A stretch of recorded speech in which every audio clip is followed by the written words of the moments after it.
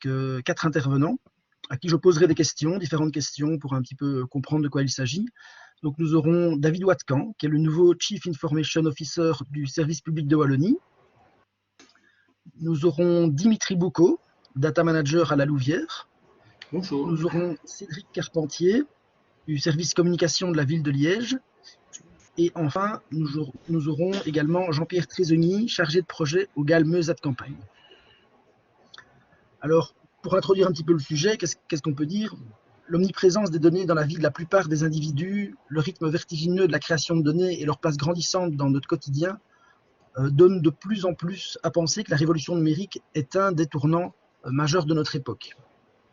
Et alors que la planète entière se bat contre une pandémie inédite, l'utilité et l'impact des données sur la gestion et le développement des territoires deviennent toujours plus évidents. Elles sont d'ailleurs considérées par beaucoup comme étant, on peut dire, le carburant de la ville intelligente, les smart cities. Pourtant, et malgré leur essor inouï, une grande partie de la valeur de ces données reste encore inexploitée. Au niveau territorial, par exemple, les données sont en général collectées par un agent dans un but spécifique, mais une fois cette mission remplie, elles restent bien souvent confinées sur un ordinateur personnel ou dans un système quelconque, ce qui les rend indisponibles pour une éventuelle réutilisation, laquelle serait pourtant susceptible d'engendrer une valeur sociétale, économique ou environnementale dans plusieurs domaines très différents de celui qui avait été prévu au départ. On pense notamment, par exemple, donc à la création de services publics innovants, centrés sur les besoins des citoyens et qui peuvent leur offrir par là une meilleure qualité de vie. Les obstacles qui contrarient cette réutilisation bénéfique des données sont nombreux et seule la mise en place d'une gouvernance efficace au sein de la donnée au sein des administrations publiques peut permettre de pallier ces difficultés. Et donc avec nos invités, aujourd'hui, nous allons évoquer les raisons de mettre en place une gouvernance des données au sein des administrations, voir ce que cela peut représenter en termes de travail et de difficultés, mais aussi ce que cela peut permettre en termes d'efficacité de l'administration ou de l'amélioration des services publics. Alors, Monsieur Boucaud, la ville de la Louvière a décidé de mettre en place une véritable gouvernance de la donnée au sein de son administration. Pouvez-vous nous dire en quelques mots ce que cela signifie? Oui, alors, effectivement, ça fait maintenant 1 an que nous travaillons sur un plan stratégique numérique et plus particulièrement à la mise en place d'une gouvernance des données dans ce cadre. Alors, en résumé, cette gouvernance, elle vise à reprendre en main la gestion complète de nos données pendant tout leur cycle de vie, de façon maîtrisée et transversale pour toute l'administration. Et donc, c'est un processus continu d'identification, de catalogage, de qualification, de nettoyage et de mise à disposition, évidemment, de toutes les données que nous créons et ou utilisons dans nos processus de travail. Alors, on va sans dire que ça va au-delà des données ouvertes. Ça traite donc également toutes les données internes qui ont un réel intérêt dans nos prises de décision et notre fonctionnement. Et pourquoi avez-vous lancé cette politique de gouvernance? Est-ce que cette décision vient de problèmes structurels liés aux données? C'est tout à fait ça. En commençant il y a quelques années à travailler sur des stratégies plus Smart Cities et l'année passée sur notre plan numérique de transformation digitale, nous nous sommes rendus compte que nous disposions d'un volume assez élevé de données, tant papier que numérique, mais qu'elles n'étaient pas gérées, ces données, tout ce qui entraîne tout un tas de problèmes plus ou moins graves. Alors, entre autres, des redondances massives de données, des fichiers ou des bases de données recopiées ou qu'on s'envoie par email et qui évidemment se désynchronisent en très peu de temps. Alors, une totale méconnaissance des données et des informations qui sont disponibles au sein des services. Alors, un problème de qualité de données très hétérogène selon les sources. Et parfois, on peut arriver à des prises de décision sur des données qui ne sont pas nécessairement toujours très fraîches, etc., etc. Alors, une seconde raison qui a poussé pour la mise en place de cette gouvernance des données, c'est l'arrivée des directives européennes sur le RGPD et l'Open Data, qui supposent une maîtrise certaine des données que nous traitons et que je souhaite institutionnaliser chez nous via la gouvernance des données. D'accord. Et lorsque vous avez voulu faire passer l'idée d'une gouvernance des données, j'imagine que vous avez dû faire face à certains problèmes. Quels seraient ces problèmes pour mettre en place cette gouvernance? Oui. Alors, tout d'abord, il a fallu convaincre nos autorités, tant politiques qu'administratives, de la réelle valeur ajoutée de cette gouvernance des données. Alors, la Louvière, nous avons la chance d'avoir une vision politique volontariste, je vais dire, pour tout ce qui touche à la digitalisation des services publics. Mais évidemment, une priorité est toujours mise sur des projets plus visibles. Et donc, quand nous venons avec des demandes budgétaires pour un accompagnement et pour l'installation d'un processus et d'outils qui visent à remettre de l'ordre dans ce qui existe déjà, il faut trouver les arguments pour convaincre, surtout quand la situation budgétaire n'est pas optimale. Un autre problème rencontré, je dirais, c'est la grande crainte des services d'avoir encore une charge de travail supplémentaire sans qu'ils en perçoivent la contrepartie clairement.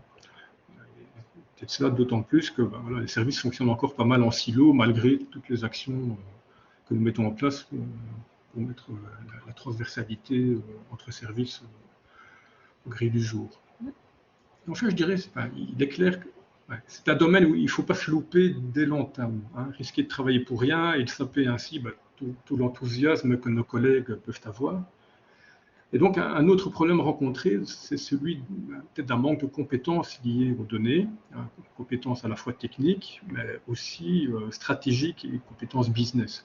On peut aussi parler d'un certain manque de culture de la donnée au sein de l'administration. C'est les grands problèmes rencontrés. Ouais. Et selon vous, la gouvernance des données, est-ce que c'est un domaine purement technique ou alors c'est plutôt organisationnel ou voire culturel? Je pense que ces trois facettes, elles sont présentes, elles sont nécessaires, peut-être à des degrés divers selon l'état d'avancement du processus.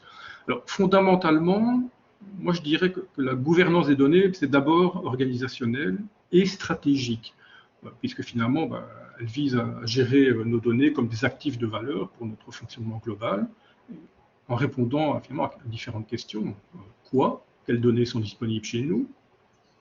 Où se trouvent ces données dans notre infrastructure IT, dans quelle base de données, dans quel fichier, qui est responsable de la collecte, de la création de chacun des jeux de données, qui les utilise, le comment, quel est leur format, comment y accède-t-on, le quand aussi, quelle est la fréquence de mise à jour de chaque jeu de données, et peut-être surtout le pourquoi, que contiennent telles comme informations et pour quelle fin les collectons-nous, pour quelle fin les utilisons-nous, quelle est leur utilité réelle. Alors, il faut également tenir compte d'un minimum syndical, je dirais, de connaissances techniques pour pouvoir réellement gérer ces données dans un environnement informatique qui est de plus en plus complexe et distribué. Et surtout, il ne faut pas négliger l'aspect culture d'entreprise qui va, selon moi, conditionner la réussite d'un tel projet ou son échec.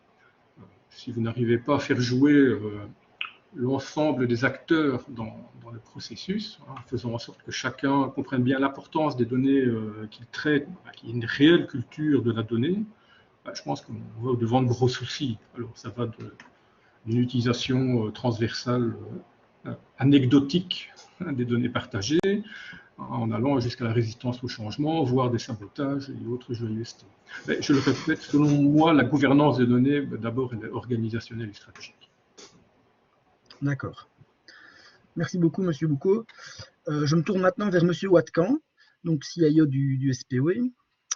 En juillet dernier, la Wallonie a validé la création du SPOE Digital, donc à savoir une nouvelle direction générale numérique au sein de l'administration wallonne. Est-ce que vous pouvez nous en dire un petit peu plus sur cette nouvelle DG? Quelle sera au juste sa mission? D'accord. Donc d'abord, bonjour à toutes et bonjour à tous. Pour répondre à votre question, la création du SPOE Digital, c'est vraiment une volonté du gouvernement de moderniser l'administration publique wallonne. C'est un projet qui a été à l'étude pendant près de 2 ans et sa concrétisation en juillet dernier, c'est vraiment une volonté de faire un pas en avant. Et concrètement, il y a 3 départements informatiques qui existent déjà. Il y a l'actuel DETIC, qui est le département informatique de la région wallonne. Il y a une entité qui s'appelle EWBS, qui s'occupe de la simplification administrative. Et il y a également un service géomatique, dont je vous parlerai tout à l'heure, qui travaille sur le géoréférentiel wallon. Et ces 3 entités vont être fusionnées dans le SPOE Digital, cette nouvelle direction générale, et avec 3 missions principales que sont d'abord étendre et fluidifier les parcours digitaux des usagers. Actuellement, on a près de 24 portails dits uniques actuellement à disposition. Il est temps de rationaliser tout ça, de ramener ça sous une seule bannière et en même temps de développer l'ensemble des fonctionnalités que nous mettons à disposition de nos citoyens, de nos entreprises. Et avec cela va aussi une rationalisation du parc applicatif actuel qui est très étendu, près de 800 applications au sein du SPW. Deuxième mission, c'est vraiment développer la qualité et la maîtrise de la donnée. On se rend compte que ces données sont actuellement dans toutes ces applications, qu'il y a un déficit de référentiel et qu'il faut vraiment investir dans ces référentiels pour obtenir des données de meilleure qualité pour soutenir les politiques publiques. Et enfin, la dernière mission est vraiment d'amener un vent de modernité en termes de technologie dans cette administration, en y amenant des technologies modernes comme celle du big data, de la blockchain ou des services cloud. D'accord. Donc, l'ambition affichée du SPW est vraiment d'évoluer vers une administration digitale plus simple, plus efficace, plus innovante, bref, une administration 4.0. Qu'est-ce que cela signifie pour vous concrètement ? Ça signifie qu'il faut en fait repenser la relation au citoyen en prenant comme point de départ non pas la façon dont l'administration est organisée, mais comment le citoyen appréhende cette administration. Donc, repenser complètement la relation au citoyen en étendant d'abord le nombre de démarches qui sont accessibles en ligne, je l'ai dit, offrir un point central, ça c'est important, utiliser la donnée pour anticiper les besoins de nos usagers. Donc, l'amélioration de la qualité des données et leur passage dans un data warehouse, dans un data lake, nous permet de relier les démarches entre elles et donc d'éviter que chaque démarche soit le fruit d'un parcours complexe dans les services en ligne. Donc, on crée un véritable maillage entre les entités administratives, qu'elles soient de la région wallonne, des UAP et des pouvoirs locaux ensuite. Je vais prendre un exemple pour être un peu concret. Vous achetez une maison dans laquelle il faut faire des travaux, il faut peut-être isoler, rénover. Bien, quand vous vous connecterez sur mon espace, vous aurez directement, en fonction de votre situation familiale et professionnelle, un aperçu des aides qui vous sont accessibles. Aide à l'isolation, aide à la rénovation, la possibilité de s'inscrire auprès de la commune, d'aller demander une carte de riverain. Et en fonction des conditions d'accès, de votre situation, vous pouvez comme ça déclencher toute une série de démarches au départ d'un point central. Donc, on a vraiment une administration qui est centrée sur les besoins des utilisateurs et on ne demande plus à l'utilisateur de faire son chemin dans les méandres de l'administration. Donc, les services qu'on va développer à l'avenir seront à la fois intégrables dans les contextes de notre propre administration, mais aussi de différentes administrations. Je ne vais pas vous parler d'API ou de web services, mais il sera possible de consommer nos services, les services du SPW, au départ de notre administration ou au départ des portails d'autres partenaires publics, UAP ou pouvoirs locaux. D'accord. Et en termes de transformation digitale de l'administration, quelle est votre vision à long terme pour l'ensemble des services ? En fait, on vise à mettre en œuvre les attentes du citoyen de 2030, c'est-à-dire quelqu'un qui est hyper connecté, qui est impatient, et donc qui veut pouvoir déclencher une démarche, une demande, une attestation à tout moment de la journée ou de la nuit sur son téléphone, et qui veut voir en temps réel comment les choses évoluent. Il faut aussi développer des services qui soient individualisés, je vous en parlais déjà, c'est plus un one size fits all, un menu où chacun doit naviguer, on doit écouter les attentes et lui proposer des services qui sont contextualisés par rapport à ses besoins propres. Et enfin, un autre vecteur important, c'est qu'on veut être à l'écoute du citoyen qui est de plus en plus impliqué. Il va avoir son mot à dire, et donc on doit co-construire le service public avec le citoyen. Les mesures que nous mettons en place d'aide, de soutien, on les veut à l'écoute du citoyen, et donc on crée des espaces qui permettent aux citoyens d'interagir avec nous. Et il ne faut pas non plus oublier, c'est important, que le citoyen 2030, dans certains cas, il sera aussi fracturé. Donc nous avons encore, et nous aurons encore dans les années qui viennent, des gens pour qui le digital n'est pas une évidence. Et donc nous devons garder nos portes ouvertes et offrir un niveau de service qui soit équivalent à celles et ceux qui ne maîtrisent pas les outils du digital. Donc ce n'est pas la fin du présentiel. Il va rester des sites, nous serons toujours à disposition de citoyens ou d'entreprises qui ont du mal avec le digital parce que c'est notre mission de service public. D'accord. Par ailleurs, on parle beaucoup de territoires connectés et intelligents, de smart cities, smart territoires, smart régions, etc. Donc, pour rendre des services plus efficaces aux citoyens, cela passe par une maîtrise et une circulation efficiente des données du territoire entre les différentes administrations, mais aussi vers les entreprises, les citoyens, etc. Or, l'administration wallonne dispose d'énormément de ces données, qui pourraient être utiles au plus grand nombre. Est-ce que vous avez un plan pour les répertorier et les redistribuer, par exemple, vers les collectivités locales? Eh bien, l'actualité récente, malheureusement, nous donne une opportunité pour répondre très concrètement. Vous connaissez toutes les inondations que la Wallonie a connues dans le courant du mois de juillet. Et suite à ces inondations, le SPE a vraiment démarré en quelques jours une démarche de collecte de données.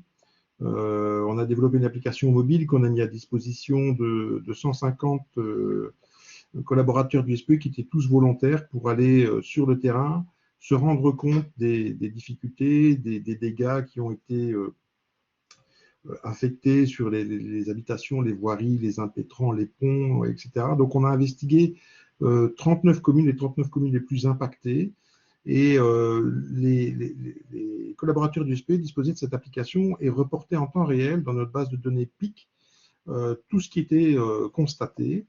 Et donc, on avait un tableau de bord avec l'ensemble des enquêtes. On a plus de 30 000 enquêtes qui ont été réalisées en 2 semaines.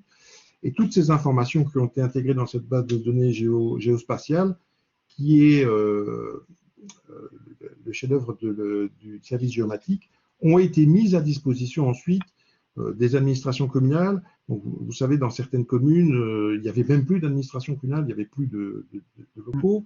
On a mis à disposition des ordinateurs, on les a aidés à redémarrer et on leur a surtout fourni toutes les informations qui leur permettaient de savoir où ils en étaient, quel était le nombre de bâtiments détruits, sous arrêté de dangerosité. Donc l'ensemble de ces données que nous avons collectées, nous les avons instantanément remis à disposition des administrations communales, des administrations provinciales, pour leur permettre de se préparer à un plan de reconstruction. Et c'est une opération qui a mobilisé toutes les ressources du SPE digital dans le courant du mois de juillet et du mois d'août. D'accord, merci beaucoup. Je vais me tourner maintenant vers Monsieur Trésigny. Vous représentez la ruralité aujourd'hui, puisque vous travaillez pour un groupe d'action local, le GAL Meuse de Campagne, qui fédère différents partenaires publics et privés sur un territoire rural. Alors je me demandais un petit peu qu'est-ce qui peut motiver un territoire comme le vôtre à s'intéresser à la thématique du numérique et en particulier à son volet gouvernance des données publiques. Oui, bonjour à toutes et à tous. Effectivement, donc je travaille dans un GAL, actif donc dans le développement rural.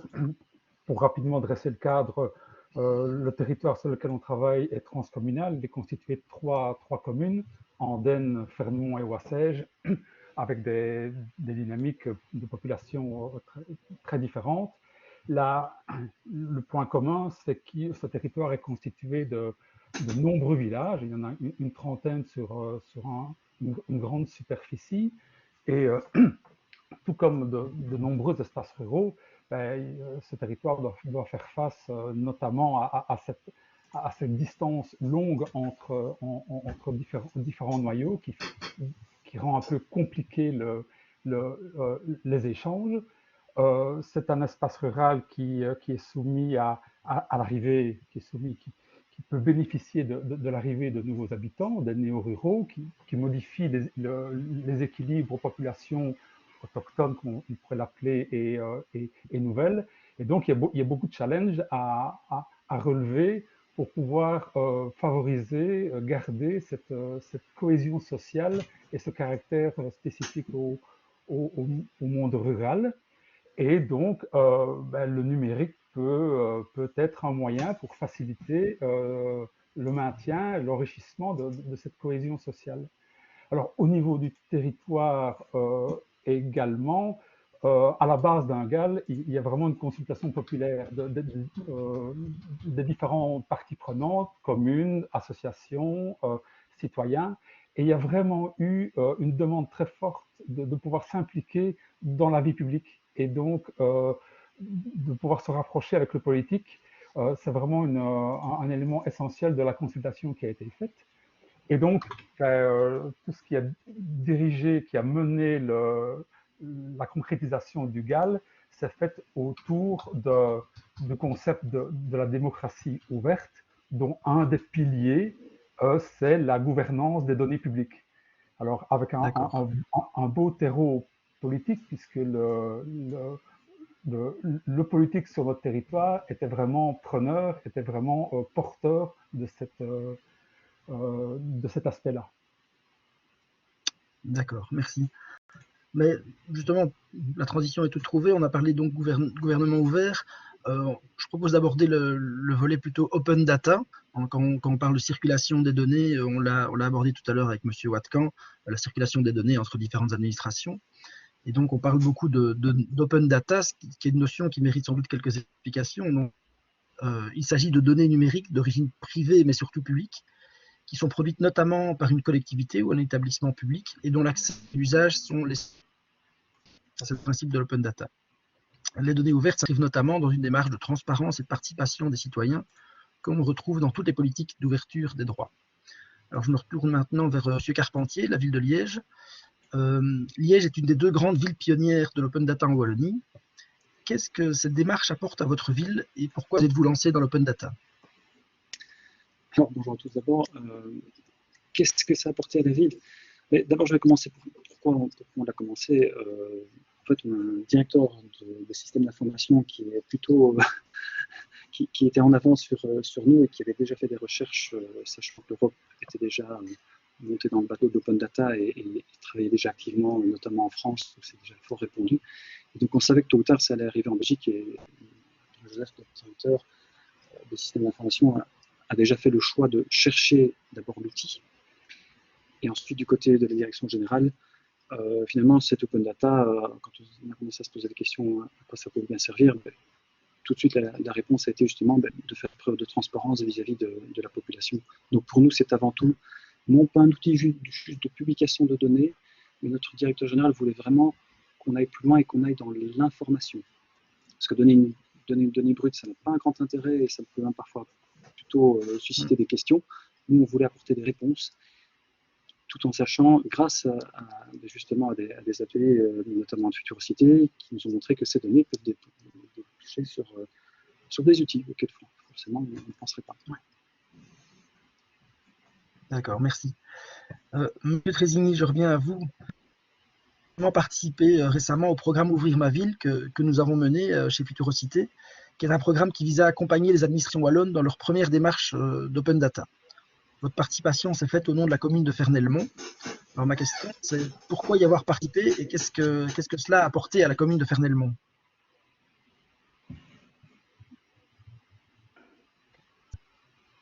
Alors en fait, j'y ai participé au nom de la commune, à la demande de la commune de Fernelmont.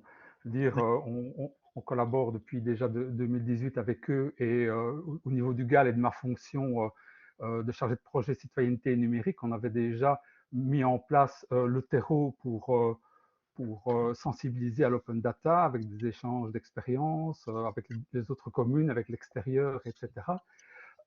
Et donc, ils étaient ouverts à cette problématique. La problématique, c'était de se lancer. Et donc, le programme Futurosité proposait vraiment une méthodologie, un cursus théorique et pratique, et surtout toute une possibilité d'échange avec des pairs, qu'ils soient plus petites communes, parce qu'il y avait des plus petites communes rurales que Fernelmont, et des plus grosses, comme Liège, la Louvière, etc. Et donc, je pense que ça a suscité l'intérêt. Alors, pourquoi moi et pas quelqu'un de la commune? Tout simplement, on est dans des petites structures, en fait. Fernelmont, c'est 7000 habitants, c'est une petite équipe. Ils n'ont pas les moyens humains. Et donc, comme il y a une structure fêtière qui est le GAL dans lequel ils ont investi, ils ont fait logiquement appel à moi pour être la tête de pont au sein de la formation. Et moi, j'ai reformulé, refait des exercices vraiment très spécifiques liés à ce besoin qu'il fallait identifier au départ avant de trouver les jeux de données à construire. C'est moi qui ai fait l'intermédiaire. Voilà. D'accord, merci.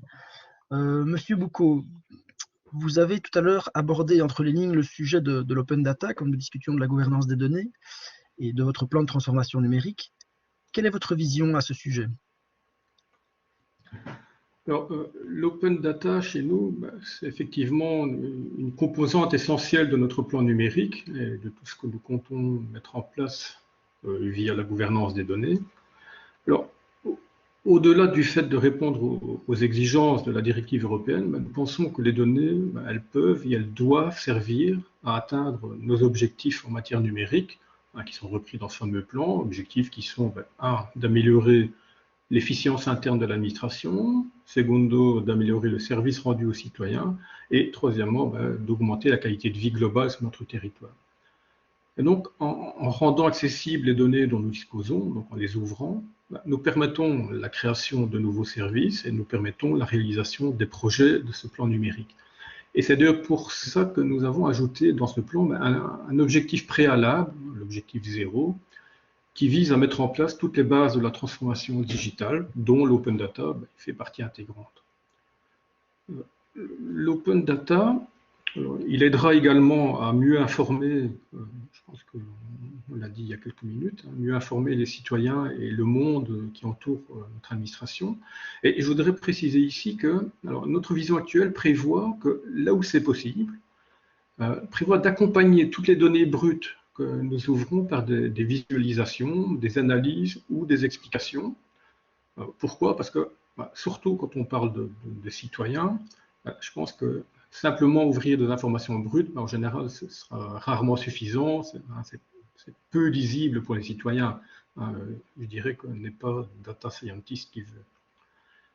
J'ajouterai aussi, pour terminer sur une vision de l'open data, que nous voulons également mettre en place une sorte d'open data interne à l'administration. On appelle plutôt un closed data, qui va reprendre et partager entre nous des données peut-être plus sensibles, des données de travail, et qui aura vocation de faciliter donc, la réalisation d'analyses ou de tâches spécifiques, one shot, peut-être plus simplement encore de pouvoir rationaliser nos process, en éliminant parfois des réencodages de données que nous avons déjà quelque part. Et d'ailleurs, ce closed data, c'est une des clés qui a permis de faire passer l'idée de la gouvernance des données chez nous. D'accord. Donc concrètement, vous avez déjà quelque chose, vous avez déjà un portail en interne, ou alors ça se met seulement en route. Où est-ce que vous en êtes concrètement aujourd'hui concernant l'open data, et est-ce que vous avez des réalisations prévues dans les semaines, dans les mois à venir?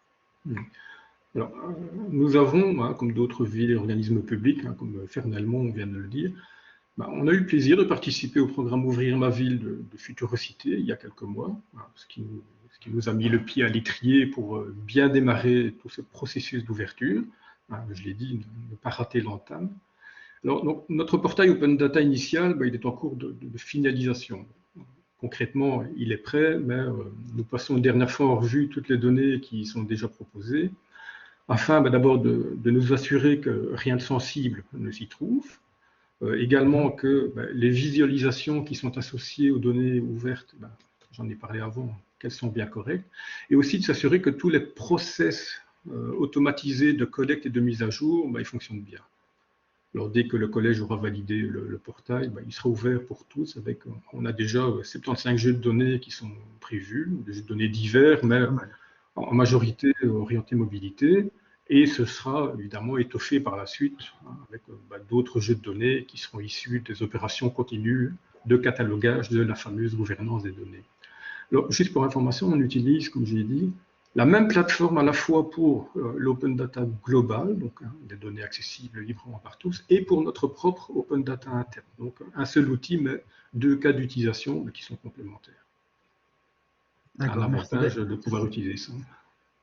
Oui, effectivement, c'est ce que fait Namur actuellement, et on voit que c'est très utile en interne au sein de l'administration. On a beaucoup de retours par rapport à ça.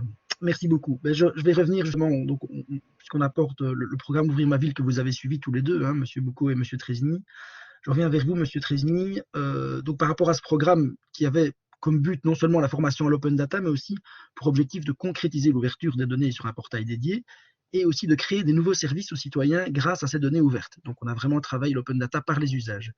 Et donc, concrètement, où en est Fernelmont par rapport à ses objectifs, en particulier celui de créer des services grâce aux données qui ont été ouvertes? Alors, un tout petit point sur le portail dédié. Le fait de proposer un outil où on peut déposer, un portail où on peut déposer Oui, les données pour une petite commune avec les outils de visualisation, etc., a vraiment été une grande plus-value et a joué dans la motivation des agents de terrain, hein. Je tiens oui, à le tout à fait. redire en fait, hein. On n'imagine pas le petit impact que ça a eu de pouvoir, que les agents qui ont traité et construit les jeux de données ont pu avoir en voyant, en visualisant, ne fût-ce que cartographiquement, les jeux de données qu'ils y ont mis. Ils se sont dit, ah oui, il y a eu un effet waouh, en fait, hein. Et Oui, donc voilà, ça a joué. En termes de service, ben, le fait euh, d'avoir pu faire toute cette formation avec la construction d'un, comment dire, répondre à un besoin qui a été exprimé, qu'on a obligé la commune à exprimer, a abouti à l'exploitation et à la concrétisation d'un service web. Euh, ils avaient comme problématique de pouvoir mieux communiquer avec la population de 13-18 ans qu'ils n'arrivaient pas à toucher, en tout cas par les moyens classiques. Une commune qui parle à des jeunes, ben, ce n'est pas très sexy, motivant pour les jeunes.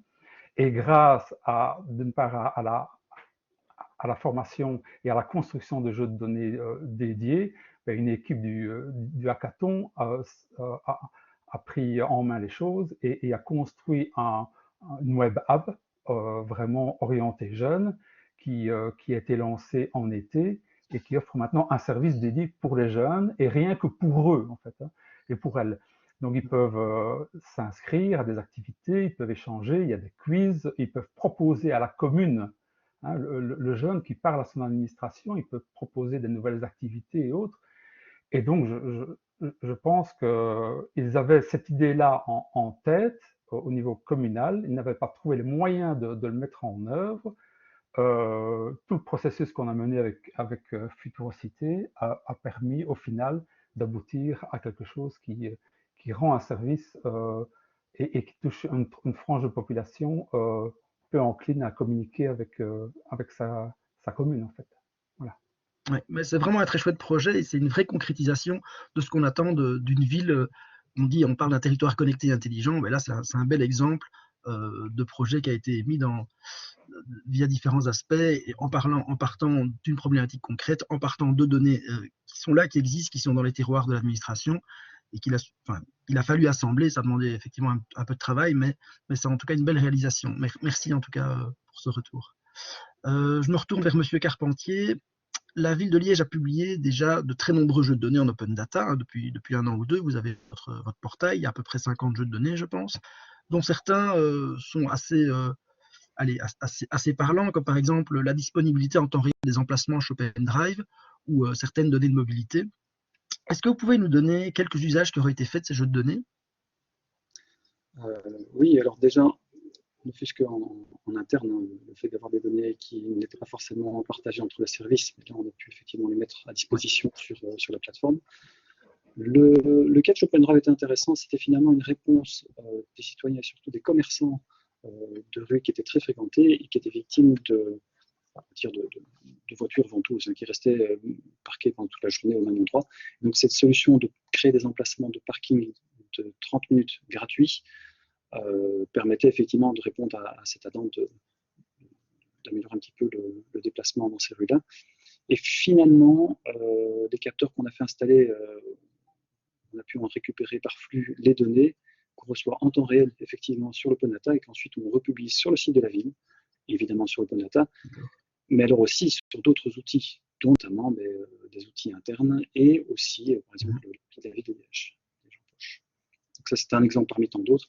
Et par la suite, on a voulu compléter, évidemment, puisque ça, ce n'est qu'un élément, on le complète avec tout ce qui concerne la mobilité, qui est beaucoup plus large, surtout en ce moment, où pour l'instant, à Liège, voilà, les poids lourds, c'est un petit peu compliqué. Eh bien, il a fallu un petit peu recommuniquer sur ce dont on parlait déjà avant, tous les moyens de mobilité autres que la voiture, ne fût-ce qu'au niveau des parkings, au niveau des transports en commun. Il y a beaucoup de choses qui sont faites et donc ça permet de communiquer notamment là-dessus et de mettre tout ça dans la poche d'un citoyen dans une appli et sur le site de la ville de Liège et récupérable par n'importe qui d'autre en dehors de la ville. D'accord. Mais justement, on va faire le lien directement. La ville de Liège s'est équipée d'une application moderne qui s'appelle Liège en poche, qui est destinée à accompagner le citoyen dans son usage du territoire au quotidien. Quel lien est-ce que vous faites vraiment entre cette application et votre portail Open Data? Alors en réalité, il y a beaucoup de réponses que l'on donnait sur le site internet de la ville, mais ce site est assez grand, il y a beaucoup de contenus, on a plus de 6000 contenus, et pour s'y retrouver, c'est parfois un peu compliqué, même avec un moteur de recherche performant. Et on trouvait que mettre l'accent sur ce que je l'appelais les facilités en réalité.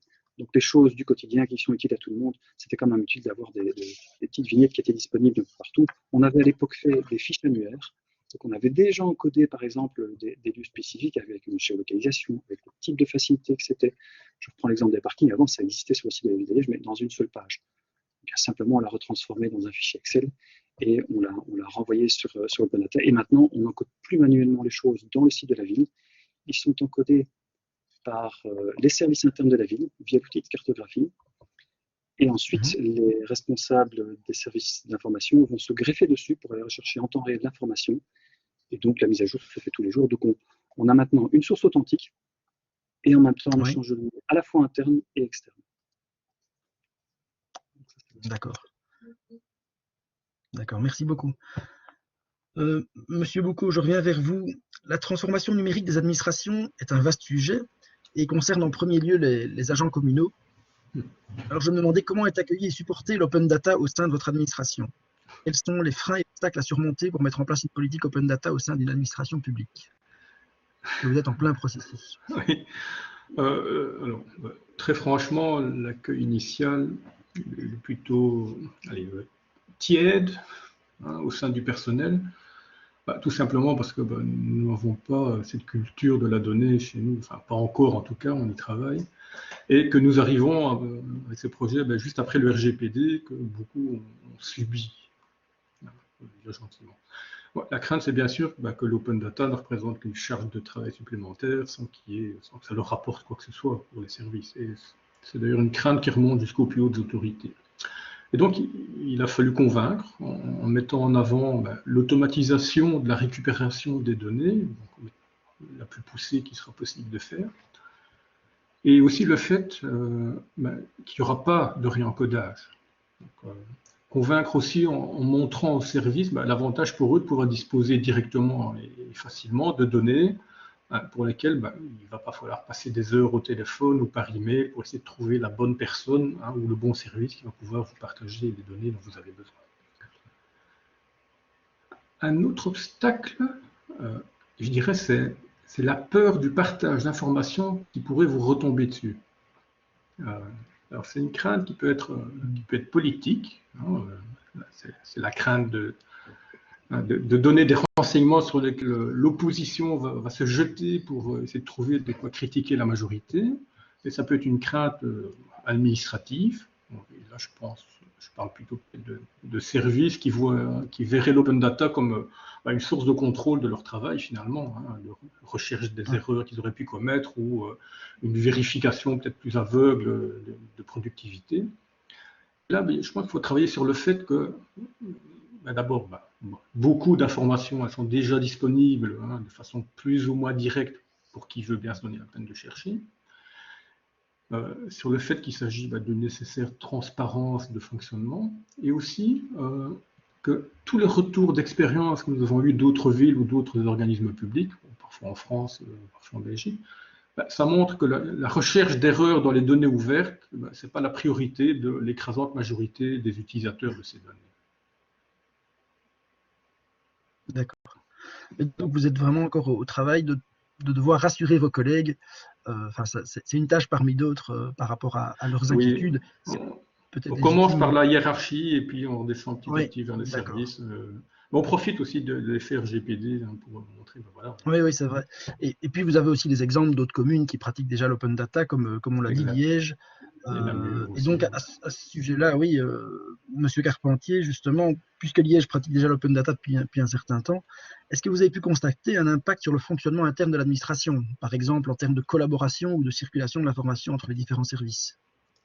Ça ne sera pas une surprise pour mes collègues ici, puisqu'effectivement, on parlait du frein dans les services, c'est une chose, mais assez rapidement, on s'est rendu compte qu'on avait énormément de données qui auraient été bien pratiques pour d'autres services. Donc, l'exemple que je disais tantôt, de pouvoir effectivement mettre en place une donnée et d'y attribuer une source authentique, ça, on l'avait déjà fait auparavant avec ma casquette communication. On avait désigné des référents communication pour chaque département, qui est vraiment la personne qui est censée rassembler les informations, les faire valider auprès de sa direction, et éventuellement auprès de l'autorité politique. Donc le plus gros, c'était juste de rassurer ces gens-là en leur disant, mais vous savez, il y a beaucoup de ces informations qu'on a déjà. Et surtout, il fallait les rassurer en disant qu'on y allait calmement. Mais oui, dans les faits, maintenant, notre service de gestion de l'espace public est fortement... il est vraiment beaucoup plus autonome maintenant dans son travail, puisque chaque intervention sur le terrain est maintenant encodée dans un outil cartographique sur lequel le service informatique va se greffer et nous permet directement d'être connecté. Donc, finalement, ne fût-ce que pour la mobilité, on en parlait tantôt, on a découvert qu'on avait les recyclables, les pistes cyclables, les arceaux, les abris vélos, les box sécurisés, les parkings. Et de notre côté, on a aussi répondu à des questions des citoyens. On demandait par exemple des points d'eau potable. Eh bien, ça a servi au service de la gestion de l'espace public pour être mentionné quand il y avait un souci qui se situe à un endroit. Les gens via l'appli des gens poches peuvent signaler quand il y a un problème à un endroit. Donc, il y a à la fois une réponse en interne et en externe. Et le fait d'avoir rappelé au service interne que oui, vous avez des outils et ils sont performants, ils sont utiles, vous voyez ce que ça peut donner. Ça peut surtout répondre à des questions en temps réel et donc désengorger le numéro d'appel de la gestion de l'espace public qui pose très souvent les mêmes questions en réalité. Donc, convaincre les gens, il y en a qui ont été convaincus tout de suite et d'autres ont été un petit peu plus réticents. Dans ces cas-là, on essaie un petit peu de montrer ce que d'autres services font, d'autres communes font. Et en général, ça rassure un petit peu sur les pratiques. D'accord. Il faut le temps que, voilà, le temps d'expérience qui finalement met tout le monde d'accord. Oui, et les rassurer en fait. D'accord, merci beaucoup. Bon, ben voilà, on l'a compris, que l'on parle Smart City, démocratie ouverte ou encore Open Data, il s'agit vraiment de faire évoluer la manière dont une administration appréhende l'usage du numérique et de ses outils. Monsieur Boucaud, est-ce que vous pensez qu'on puisse imaginer la transformation numérique uniquement au niveau d'une ville, ou est-il indispensable de voir plus grand à l'échelle supracommunale, voire de la région? Je pense sincèrement qu'il faut viser plus haut que le niveau de la ville, hein, si on veut avoir une chance d'aboutir à un résultat concret, durable, soutenable et je dirais aussi éthique. Bon, il y a tellement d'interactions entre les divers niveaux de pouvoir que finalement tout le monde est plus ou moins contraint de suivre le mouvement. Ouais. Et je pense que pourtant, dans certains cas, il y a des villes qui peuvent peut-être se sentir un peu ralenties dans leur élan de digitalisation, peut-être par manque d'informations claires sur la direction que vont prendre leurs interlocuteurs. Une idée de craindre d'investir dans des solutions ou des technologies qui ne seraient pas compatibles avec des choix faits plus tard par les gens avec qui ils sont en relation. C'est pourquoi, alors, moi j'applaudis des deux mains le plan numérique wallon et toutes les initiatives qui visent à rassembler et à faire parler les divers acteurs publics entre eux, comme Digital Wallonia le fait, ou les initiatives pour dresser des lignes claires dans des domaines précis, comme le Futurosité dans le domaine de la data en général.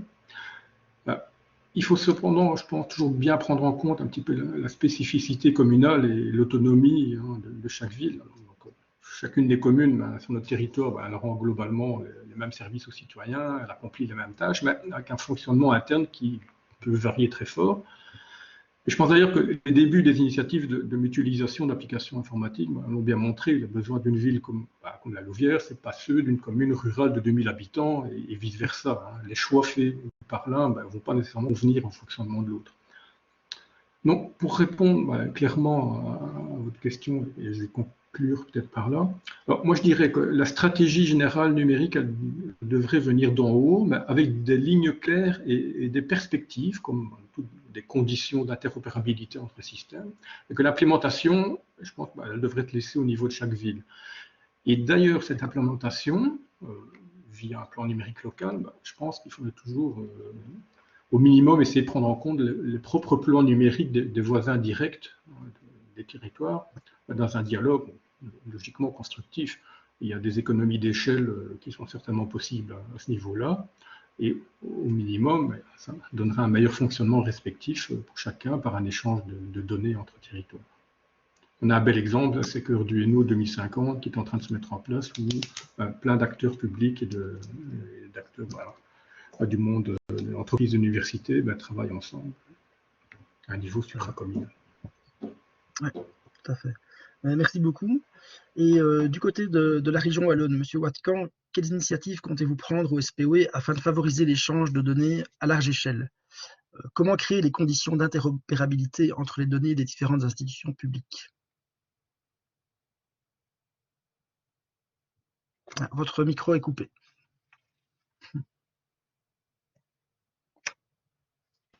C'est mieux comme ça? Voilà. Voilà. Oui. Donc, je disais, il y a deux domaines d'interaction que j'envisage.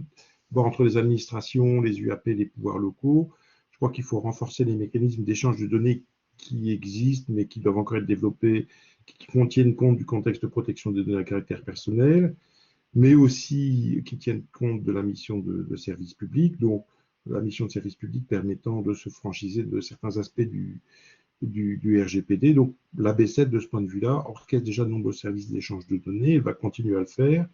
Elle est tout à fait ouverte à servir les entités, je pense particulièrement aux pouvoirs locaux, dans les notes de gouvernance budgétaire que nous sommes en train de rédiger vis-à-vis du gouvernement. On veut anticiper cette possibilité de pouvoir servir non pas uniquement les intérêts des SPOE, mais vraiment sortir le SPOE digital et les mettre à la disposition des pouvoirs locaux, des entités, unités d'administration publique. Donc c'est vraiment notre volonté. Et bien évidemment, vous en avez déjà parlé, il y a la volonté d'ouverture de la donnée publique, le contexte de l'open data. Je le mentionnais tout à l'heure, nous avons beaucoup de travaux de qualité de données à apporter sur les données qui sont contenues dans les 800 applications que nous avons aujourd'hui. Et donc, l'amélioration de la qualité de ces données fait que les rendre disponibles en open data, c'est en fait un bénéfice induit. Il n'y a plus beaucoup d'efforts à apporter une fois que la donnée a du sens, qu'elle a été croisée avec des référentiels. Donc, c'est bien notre intention d'élargir les sets de données que nous mettons à disposition dans l'open data, même si, je vais terminer par là, nous avons déjà pas mal de sets de données. Je veux faire une petite incise en vous parlant de la géomatique. Il y a le géoportail que certains d'entre vous connaissent probablement, et nous relancerons début d'année prochaine un nouveau Geo Challenge. C'est vraiment un appel vers des entités, qu'elles soient publiques ou privées, le domaine académique, d'utiliser les données, les cartes que nous mettons à disposition pour en faire un usage innovant. Il y a eu une première édition qui a été couronnée de succès. Une deuxième édition démarrera bientôt, donc début d'année prochaine, avec des lots sérieux à la clé. On parle de primes de 10 000 €. Et donc, voilà, c'est utiliser la donnée géospatiale qui n'est pas la plus facile à intégrer. Tout est prêt pour l'exploiter. Donc, j'invite tous et toutes à s'y inscrire et à aller voir ce que la région wallonne peut vous proposer déjà en termes de données géographiques. Merci beaucoup. Et effectivement, je ne peux qu'abonder dans votre sens. Le Géoportail est un super outil, peut-être pas suffisamment connu, alors qu'il regorge vraiment de très nombreuses données de qualité. Donc, merci beaucoup. Je vois qu'il reste 5 grosses minutes, et donc je vais prendre 2-3 questions du chat. Donc, je vois une première question pour Monsieur Trésigny.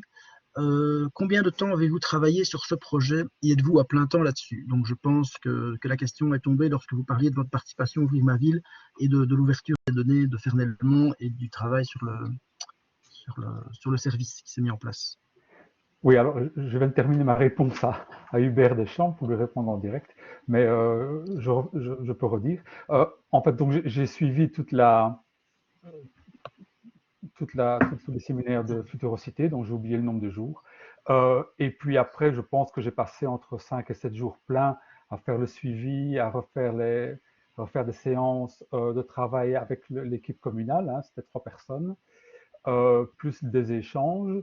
Donc voilà, sur cette partie spécifique de l'open data, j'y ai passé, oui, sans doute 2-3 semaines. Maintenant, ma mission numérique au sein du GAL, c'est un temps plein, mais il y a plein d'autres choses, hein. Voilà. D'accord. Merci pour justement répondre au niveau de la formation de Futurosité. Open Data, donc c'est une formation sur plusieurs mois. Et en tout cas, ici, on est en train de donner le deuxième cycle, c'est 15. Donc, formation autant théorique que pratique. Une autre question pour M. Watkan. Quel est le degré d'intégration des données au sein d'une commune, mais aussi au niveau de la région wallonne? En d'autres termes, au-delà des open data, où en est-on sur le terrain des linked open data?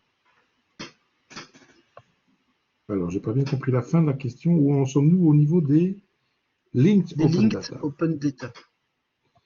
Est-ce que c'est un sujet sur lequel vous avez déjà travaillé? Non, je vous avoue que ça ne fait pas clic tout de suite. Si Jean est parmi nous, il peut peut-être préciser sa question, que je la comprenne mieux.